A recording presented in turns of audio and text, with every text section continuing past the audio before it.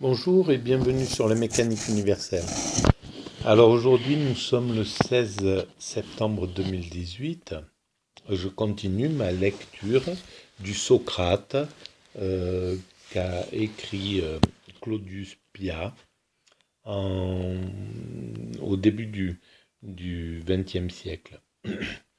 Voilà.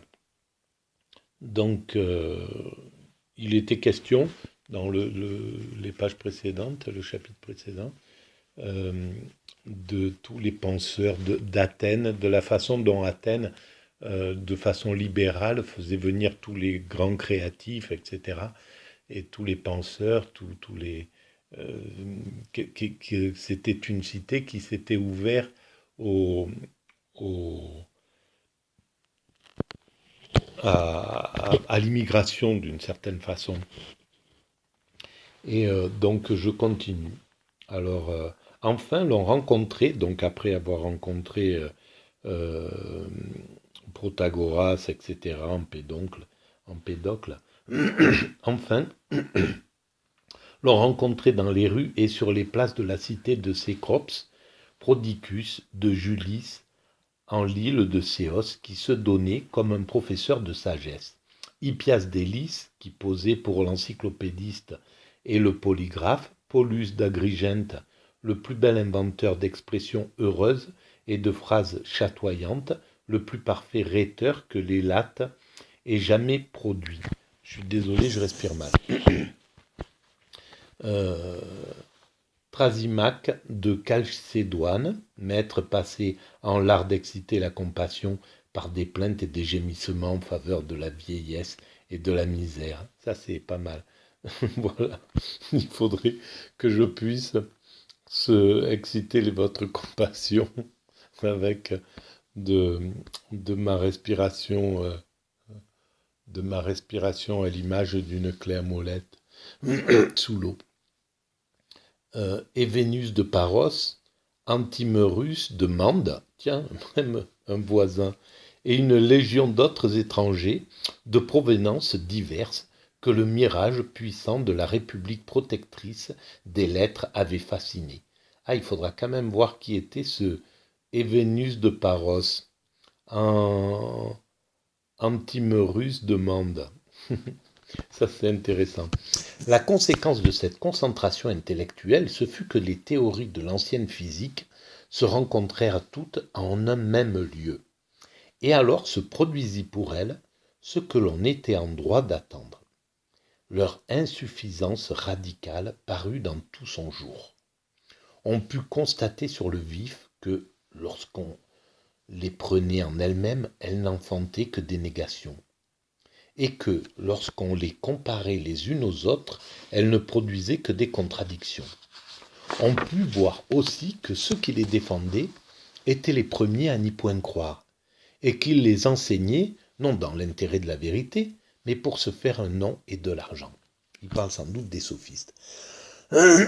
Alors curieusement, il révèle en fait que la physique, au lieu d'apporter des réponses profondes à la métaphysique, soulève toujours des questions et quand même particulièrement euh, insolubles, ou disons, ce n'est pas à travers la physique que l'on peut euh, comprendre, jusqu'à présent d'ailleurs c'est le cas, on ne peut pas comprendre le sens de la création, même la logique de la création, puisque on n'a pas encore déterminé ce qu'était la plus petite, la matière.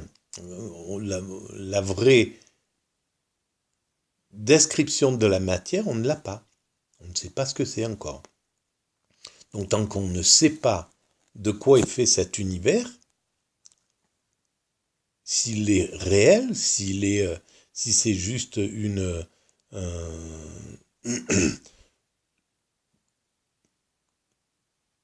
construction, euh, comment on pourrait dire, s'il est si en fait la matière, une fois qu'on l'analyse le plus pointu possible, elle disparaît, et que c'est ce que voulait le principe créateur, quelque chose qui était de l'illusion en fait, mais que sur cette illusion, la conscience, la raison, l'esprit, l'amour, voilà, pouvaient émerger, et ça c'était du concret. En fait, ce qui serait concret, peut-être que c'est ça la réalité, peut-être que physique, tout ce qui est physique est une illusion, donc même notre corps physique, etc., euh, est basé sur une sorte d'illusion, d'où la logique de la mort, qui revient à descendre, hein, on revient à rien, quoi, à une sorte de vide. Et le, le, ce qui est vraiment dans la réalité, c'est ce qu'on fait sur cette terre. C'est le résultat c'est la création. C'est voilà, c'est l'acte de créer qui est depuis le début de la création et qui est dans la première cellule qui se divise, qui apparaît dans la première forme de vie, puis la première cellule, puis la première voilà la première éponge, puis etc. etc. Et chaque organe vivant apporte par sa présence seule, par ce qu'il fait, par le fait qu'il transmette, euh, apporte toute son activité à la création telle que Dieu l'a voulu. Voilà, et nous sommes une partie de ce principe créateur. Et en fait, c'est ce qui résulte de ce que l'on fait, et ce que l'on fait, c'est avant tout pour quelque chose de spirituel. Voilà, ça c'est le point de vue que défend la mécanique universelle. Donc, il parle bien de ceux qui viennent se faire un nom et de l'argent. Protagoras, poussant à ses dernières extrémités le principe formulé par Héraclite, professait le phénoménisme le plus radical. Tout est mouvement dans l'univers, disait-il, et il n'y a pas autre chose. La substance et les puissances ne sont que des rêves creux. Et bien voilà. Comme quoi, à un certain moment, je me suis rendu compte que ces sophistes avaient raison sur toute une ligne. Alors, ils avaient raison dans le fond. Là où ils avaient tort, c'est qu'ils ne donnaient pas de sens.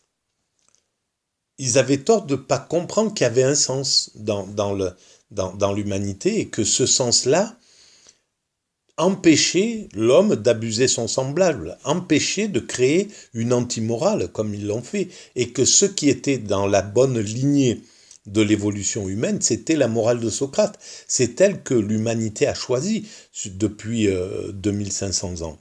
C'est pas la morale de Protagoras ou de Gorgias, etc. C'est pas la morale des sophistes, c'est pas l'antimorale des sophistes qui a été choisie. C'est bien la morale de Socrate, qui a donné lieu qui était ou parallèle à la morale du judaïsme, qui a été qui était proche de la morale de l'hindouisme certainement, et puis du christianisme, etc. Donc c'est bien cette morale qui sert à faire évoluer l'humanité. C'est pas, et heureusement, on le voit en ce moment, on rentre d'ailleurs, voilà, en ce moment on rentre on est rentré depuis les années 80 dans un état d'antimorale. Pas complet, mais disons que c'est la perversion narcissique, en fait, ce qui était préconisé par, par, par les sophistes. Peu importe les moyens, il faut arriver à vaincre l'autre. C'est la seule chose qui compte, même si on doit utiliser les pires choses, et même au détriment de l'autre. Donc, c'est une, c'est le principe de la perversion narcissique. Et ce principe-là, depuis les années 80, il est en vigueur dans le monde. Et on voit ce que ça donne. Quand on donne ce type de valeur à l'ensemble de l'humanité, eh ben, il y a de plus en plus de violence. Pourquoi ? Parce qu'il y a de plus en plus de prétendants à l'abus de l'autre, au pouvoir, aux valeurs qui sont données par justement les Protagoras, etc. Devenir riche, avoir du pouvoir, avoir de la puissance, écraser les autres, etc. C'est les valeurs qui sont données, qui ont été données par les Bernard Tapie, les Berlusconi, etc. Ces personnages qui sont arrivés dans les années 80, alors partout sur la planète, hein, chaque pays a eu certainement ces mêmes ultra, ces mêmes arrogants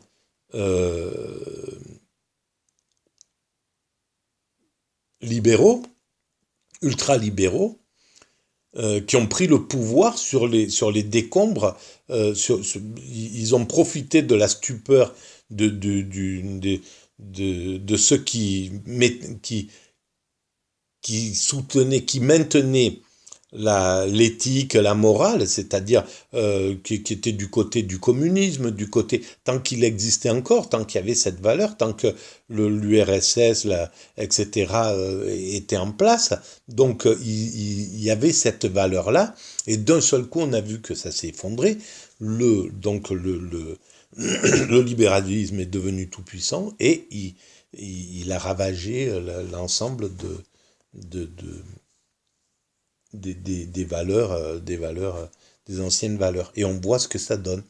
Et évidemment, il y a de plus en plus de gens, voilà, on voit le symbole même, c'est dans les banlieues, les types, ils veulent être, les caïds, ils veulent être à la même hauteur que les ultra-libéraux. Ils veulent avoir les femmes, l'argent, le pouvoir, etc. Et c'est ce qu'ils ont. Donc ils mettent à l'amende tous les quartiers pour imposer, pour arriver à cela. Et plus il y a de prétendants au pouvoir, et plus il y a de violence. Parce qu'en fait, plus il y a de combats, plus il y a voilà, de prétendants, de dominants, etc. Alors Protagoras poussa à ses dernières extrémités le principe formulé par Héraclite. Donc, et il faut bannir du langage le mot être. Tout s'écoule. Et il faut bannir du langage le mot être. L'œil n'est rien en dehors de la lumière. Et la lumière de son côté n'est rien en dehors de l'œil. L'ouïe n'est rien en dehors du son. Et le son n'est rien en dehors de l'ouïe. Jusqu'à là, c'est vrai, tout ça c'est juste pour moi. Le sens du toucher naît et disparaît avec la chaleur et la chaleur avec le sens du toucher. Et c'est ainsi que l'on doit raisonner de tout le reste. Il avait raison, mais ça ne voulait pas dire... Lui, en disant ça, il a dit, puisque c'est comme ça, peu importe, après moi le déluge, rien n'a de sens, donc il faut profiter pendant qu'on est là. Et c'est ça qui est le problème. D'ailleurs, ça c'est le problème majeur du nihilisme, c'est qu'il a raison sur un sens. Ceux qui pensent que tout est illusion, ils ont raison sur un sens, sauf qu'ils ont tort sur la totalité, parce qu'il y a un sens, et le sens, c'est le sens de la création, de l'humanité, etc.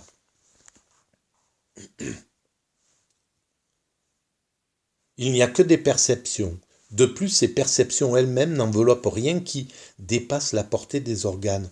Elles ne contiennent aucun élément intelligible, aucun principe permanent sur lequel on puisse édifier une science valable pour tous les hommes de tous les temps et de tous les pays. Voilà, si on ne peut pas établir une science valable, on ne peut pas établir une morale valable.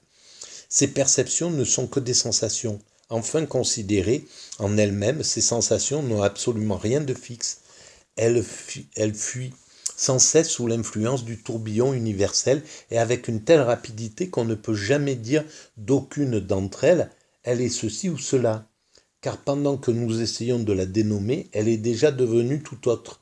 Elle est déjà grande quand nous la disons petite et pesante quand nous la disons légère. Il n'y a donc que du devenir, et ce devenir n'est qu'un ensemble de rapports. Par conséquent, c'est s'illusionner soi-même que de croire à l'existence d'une vérité absolue. Je suis désolé pour l'emballement, et donc ça doit être vraiment pénible à entendre. Il y a autant, je viens de m'en rendre compte, il y a autant de vérités que d'individus. Et dans le même individu, autant de vérités que d'instants. L'homme est à tout moment la mesure de toute chose. Donc voilà, s'il y a autant de vérités que d'individus, la morale générale n'a aucun sens. Voilà, chacun doit obéir à ses pulsions, à ses niches, sous une certaine forme. Et c'est faux. Malheureusement, ça ne marche pas. D'ailleurs, l'humanité ne prend pas Nietzsche, il préfère Marx, voilà, il préfère Freud, il préfère, voilà, c'est pas le philosophe qui est choisi. Il n'y a rien, reprenait Gorgias à son tour, en partant du point de vue opposé, c'est-à-dire du point de vue éléatique, pour aboutir à des conséquences plus radicales. Encore, il n'y a rien, car il est contradictoire que le non-être soit. Et d'autre part, l'être n'est pas plus que le non-être. Si l'être est, donc il n'y a même pas Dieu, il n'y a pas l'opposé de l'être, ni le non-être. Si l'être est, il faut de toute rigueur qu'on se le représente ou comme primitif ou comme dérivé. Dans le premier cas, il n'a pas de commencement, par là même il est infini, et s'il est infini, il n'est nulle part. Il ne peut être en effet ni dans un autre. Ça, c'est peut-être qu'il est dans une autre dimension qu'on n'arrive même pas à imaginer aujourd'hui. Parce qu'alors, il ne serait plus infini, ni en lui-même, parce que le contenant est autre chose que le contenu. Et il est bien probable qu'on trouve dans la matière la clé du fait que le principe créateur serait sur une autre dimension que celle que nous connaissons d'infini ou de fini, de position géographique, de lieu, etc. Que la physique, à mon sens, apportera la clé de savoir, permettra de savoir qu'il y a une autre façon de concevoir cette création et que Dieu est dans cette autre façon qui est exempte de toutes les règles que nous connaissons dans cet univers. Voilà. Ni temps, ni lieu, ni espace, ni etc. Ni l'inverse.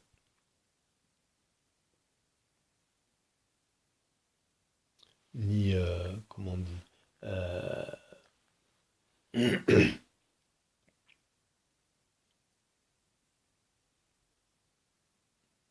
voilà, c'est possible. Mais ce qui n'est nulle part n'est pas du tout. Dans le second cas, si l'être est dérivé, d'où vient-il? Il ne peut venir du non-être, car rien ne vient de rien. Et l'on ne peut non plus le faire venir de l'être, car alors l'être est déjà. De plus, si quelque chose vient de l'être, c'est que l'être devient. Or, il est essentiellement étranger à tout devenir. On se heurte également à la contradiction lorsque, au lieu de considérer l'origine de l'être, on essaie de concevoir sa nature. Il faut en effet que l'être soit un ou plusieurs. Or, il ne peut être ni l'un ni l'autre. Il ne saurait être un, car ce qui est un n'a pas de grandeur corporelle, et ce qui n'a pas de grandeur corporelle n'est pas. Il ne saurait davantage être plusieurs, car la pluralité est un ensemble d'unités. Or, on vient de voir que l'unité n'est pas. Et là, ça revient à ce que je viens de dire. Peut-être que la science, et maintenant je viens d'en avoir quelque part une sorte de conviction, je pense que la science permettra de découvrir que la matière ouvre sur une autre dimension, que derrière la matière, il y a une autre dimension, et que dans cette autre dimension, il y a le principe créateur, qui, dans cette autre dimension où n'a pas lieu les règles de l'univers présent, l'espace, le temps, etc., la courbure, tout ce qu'on veut, et que dans cet autre cas de figure qu'on aura découvert, on comprendra que Dieu se situe, que Dieu est dans cette dimension-là. C'est possible. Rien n'est, et de plus, s'il y a quelque chose, ce quelque chose est inconnaissable, car notre pensée n'est pas l'être, elle s'en distingue comme nous le révèle l'erreur. Mais si elle s'en distingue, c'est qu'elle ne peut l'atteindre. Enfin, supposer qu'il y ait quelque chose de connaissable, ce quelque chose ne peut se communiquer par le discours. Les mots ne sont pas les concepts, ils ne font que les signifier. Ça, je suis d'accord c'est pour ça que on peut comprendre Dieu par le sentiment qu'on a dans l'extase, par exemple. Dans l'extase, on sent qu'on est en présence du divin, de quelque chose de divin, on ne sait pas ce que c'est, mais on est en présence de ça, et c'est incommunicable. On peut l'expliquer, mais il faudrait que l'autre puisse revêtir nos organes, nos molécules, euh, voilà, tout ce qui vibre en nous quand on est dans l'état d'extase, pour qu'il puisse comprendre ce qu'on veut lui dire. Parce qu'en fait, ça n'est qu'une sensation. L'extase n'est qu'une sensation qui ne peut... On peut évidemment faire un livre entier sur comment on ressent l'extase, mais l'autre ne peut pas ressentir la vérité de cette extase. Et la vérité de l'extase, c'est la sensation, c'est pas la théorie de cette chose-là. Et cette signification n'est possible que si les concepts se trouvent à la fois et dans celui qui parle et dans celui qui écoute. Or, c'est ce qui n'arrive point, une même chose ne pouvant être à la fois dans deux sujets différents. D'ailleurs, si la même chose pouvait se trouver à la fois dans deux sujets différents, il faudrait bien encore qu'elle leur apparût comme différente, en vertu de la différence de leur constitution. Et ce n'est qu'en apparence qu'on parlerait des mêmes questions. Au fond, l'on ne s'entendrait pas. Et ben voilà, ainsi parlaient les principaux représentants de la philosophie nouvelle. Je vais m'arrêter là. De la philosophie nouvelle, voilà.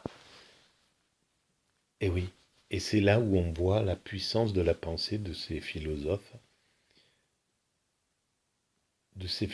croyants. Un philosophe qui croit, à mon sens, va beaucoup plus loin qu'un philosophe matérialiste pur, qui doit se cantonner à des choses, au vulgaire de l'existence, vulgaire au sens philosophique, c'est-à-dire la vie, la psychologie, le plaisir, la politique, etc., que des choses qui, au fond, sont d'abord variables, puisque voilà, on voit bien la politique de, de Platon, les valeurs politiques de Platon, ou les valeurs politiques de Hegel, ou les valeurs elles sont désuètes, c'est fini. Par contre, la spiritualité de Platon, la spiritualité de Hegel, la spiritualité de Descartes, la spiritualité de Spinoza, etc., ça, c'est immuable. Spinoza a dit des choses qui sont obsolètes maintenant. Et tous les grands philosophes ont dit des choses obsolètes. Sauf ceux qui sont allés peut-être au fond d'eux-mêmes, c'est-à-dire des gens comme Rousseau quand il parle de son expérience personnelle, ou Saint-Augustin, ou voilà, ou Spinoza quand il parle des pulsions, voilà. Alors ça, oui, c'est universel et ça transcende les âges. Mais les autres, c'est pas... C'est même l'hédonisme, par exemple, dont parle Michel Onfray, ben, il aura peut-être plus du tout cette vision dans 200 ou dans 300 ans, et il ressemble pas à l'hédonisme de Sade, voilà, et qui transgressait, et à l'époque c'était courant, et maintenant c'est plus du tout, ça n'a plus rien à voir, et l'égalité des femmes est en train de se gagner, et puis le respect des femmes, l'hédonisme n'aura peut-être plus rien à voir dans 100 ans, dans 50 ans. Voilà. la conclusion de cette partie 6. Merci et à bientôt.